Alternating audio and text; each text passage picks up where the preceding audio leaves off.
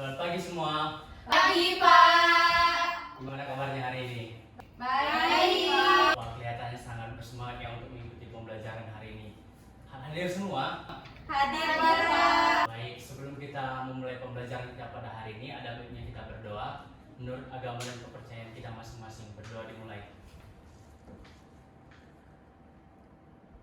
Berdoa selesai. Nah, tahu nggak materi kita apa hari ini? Sistem ekspresi manusia, Pak. Nah, benar, sistem ekskresi.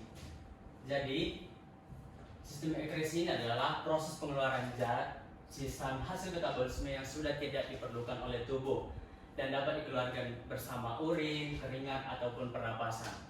Teman-teman, tahu nggak organ-organ apa aja yang terdapat pada sistem ekskresi? Tahu. Apa tuh? Ginjal, kulit, hati. Satu lagi? Hati. Nah ya, kita akan membahas satu persatu teman. Ini adalah organ-organ ekskresi yang terdapat pada tubuh, yaitu kulit, paru-paru, hati, dan ginjal. Seperti kita ketahui, kulit ini berfungsi untuk mengeluarkan keringat yang mengandung sisa metabolisme pada tubuh manusia. Nah teman-teman, ketika kita melakukan pekerjaan yang berlebihan, maka secara otomatis tubuh kita akan mengeluarkan keringat. Yang kedua itu adalah paru-paru. Nah, yang dimana paru-paru ini berfungsi untuk mengeluarkan karbon dioksida atau CO2 dari hasil proses pernapasan. Nah, terbayang nggak sih gimana kalau kita nggak mempunyai paru-paru? Terbayang nggak? Terbayang. Oke, selanjutnya itu adalah hati. Hati ini berfungsi untuk menghasilkan empedu dan membantu menghilangkan racun dari tubuh manusia. Nah, teman-teman, hati ini akan memproduksi empedu, yang dimana empedu ini adalah cairan yang berwarna kekuningan, bisa juga kehijauan, yang membantu dalam sistem pencernaan. Dan yang terakhir itu adalah ginjal. Nah, ginjal ini berfungsi untuk menyaring darah, untuk menghasilkan urin, menjaga keseimbangan air, garam, dan pH dalam tubuh. Nah, jadi fungsi ginjal ini adalah ketika kita minum, jadi otomatis dia akan menyaring air yang kita minum itu. Nah, untuk memperkuat materi pada hari ini, Bapak punya satu video yang mendukung kita pada pembelajaran hari ini.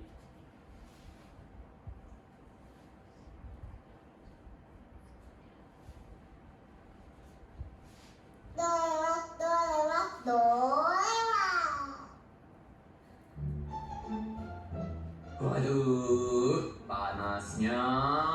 Ceritanya ini adalah lapisan kulit manusia. Lapisan terluarnya disebut epidermis, di lapisan bawahnya adalah dermis. Di dalam dermis terdapat sensor. Salah satunya adalah sensor panas. Ketika suhu lingkungan terasa panas, maka sensor panas ini akan mengirimkan sinyal kepada hipotalamus yang berada di otak melalui saraf sensori. Selain itu, di bagian dermis juga terdapat kelenjar keringat yang akan menjadi pemeran utama cerita kali ini. Lalu, di bawah lapisan dermis adalah lapisan hipodermis. Dia adalah hipotalamus, salah satu bagian otak yang berperan dalam menjaga kestabilan suhu tubuh. Sensor panas kirim sinyal. Aku harus koordinasi dulu dengan sistem saraf otonom. SSO, hipotalamus panggil. Ceritanya dia adalah sistem saraf otonom. Dia merupakan sistem saraf yang berperan untuk mengontrol aktivitas yang terjadi tanpa disadari, misalnya bernapas, jantung berdetak, dan lain-lain. Iya, ada yang bisa dibantu bro. Tolong perlebar pembuluh darah di daerah dermis. Aku mau mulai proses keluar keringat. Oke, tunggu ya. Kalau udah nanti aku kabarin. Wahai saraf simpatis, perlebarlah pembuluh darah di daerah dermis. Iya. Ketika suhu panas, pembuluh darah di sekitar dermis akan melebar untuk mempermudah kelenjar keringat menyerap air yang dibawa oleh darah. Hipotalamus, untuk pelebaran pembuluh darah udah beres ya. Oke, terima kasih bro. Hormon bradikinin, aktifkanlah kelenjar keringat. Iya. Hormon bradikinin yang dihasilkan oleh hipotalamus akan memberikan stimulasi kepada kelenjar keringat yang berada di dermis untuk memulai proses pengeluaran keringat. Ceritanya dia adalah kelenjar keringat. Jumlahnya sangat banyak dan tersebar di tubuh manusia. Dia terletak di bagian kulit lapisan dermis. Dia bertugas untuk memproduksi dan mengeluarkan air keringat. Ada sinyal dari hipotalamus. Oi darah, berhenti dulu sebentar. Apa cerita bang? Aku mau ambil air, NaCl, dan urea yang kamu bawa. Oh, mau produksi keringat ya bang? Iya bro. Oke bang, nih ambil aja bang. Kandungan pada keringat diantaranya adalah air, NaCl, urea, dan lain-lain. Karena mengandung natrium klorida yang merupakan bahan pada garam tabur, maka keringat akan terasa asin. Udah bro, makasih ya. Oke bang, aku lanjut ya. Oke bro. Waktunya aku ngeluarin keringat supaya suhu tubuh si bos tetap stabil. Itulah proses keluarnya keringat. Canggih kan? Semoga mudah dipahami ya. Nah, mungkin dari video dan pemateri kita hari ini mungkin ada yang mau ditanyakan. Saya Pak, Nah, ya kamu.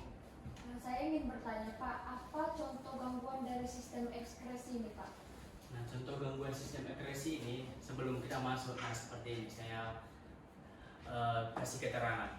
Jadi, misalnya kita tidak makan, apakah tubuh kita itu menjadi seimbang? Atau dalam satu hari kita tidak makan, apakah tubuh kita bisa tetap beraktivitas seperti biasanya?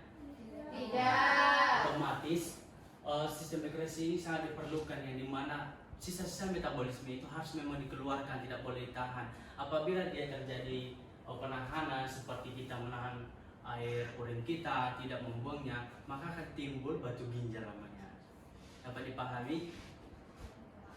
Oke. Nah, di sini Bapak punya lembar kerja. Sebelumnya kita udah punya kelompok belum? Sudah. Nah, kita boleh memakai kelompok itu aja. Ada berapa kelompok? 2. Oke, saya bagikan ini LKPD kita. Dalam pengerjaannya bisa dalam berapa menit? 5 menit boleh? Bisa. Oke.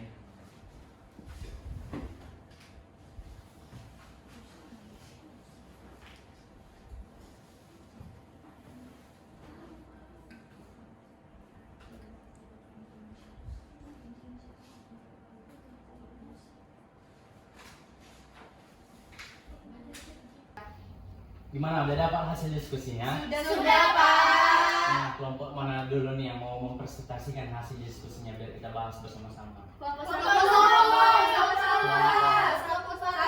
Nah, boleh deh kelompok satu dulu. Ini maju ke depan atau dulu aja? Nanti ke depan juga boleh Pak. Boleh. Maju ya Pak. Iya.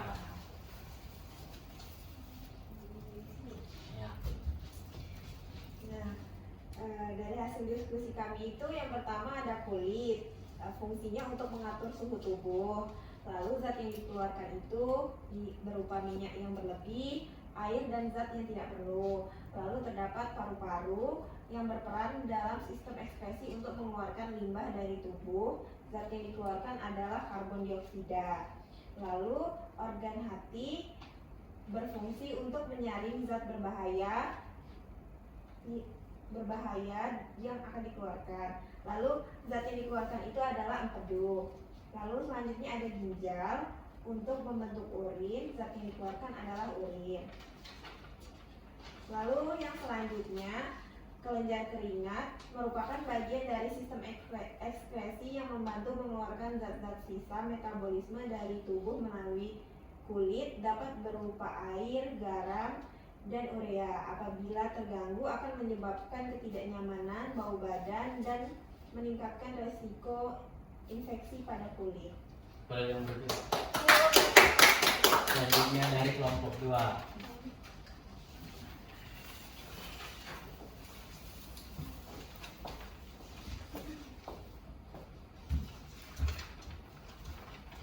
Baik, hasil diskusi dari kelompok 2 itu yang dapat kami ambil pada gambar pertama itu ada organ kulit. Fungsi organnya itu melindungi tubuh langsung dari paparan sinar matahari. Zat yang dikeluarkan itu keringat yang mengandung garam. Gambar yang kedua itu ada paru-paru. Fungsi organ tersebut untuk mengeluarkan limbah seperti CO2. Zat yang dikeluarkan karbon dioksida. Gambar yang ketiga itu ada organ hati. Fungsi organ tersebut menyaring zat berbahaya ketika dikeluarkan. Zat yang dikeluarkan itu empedu. Gambar yang keempat itu ada ginjal. Fungsi organ tersebut menyaring limbah seperti urea kemudian dibuang melalui alat kelamin. Kemudian zat yang dikeluarkan itu adalah urin.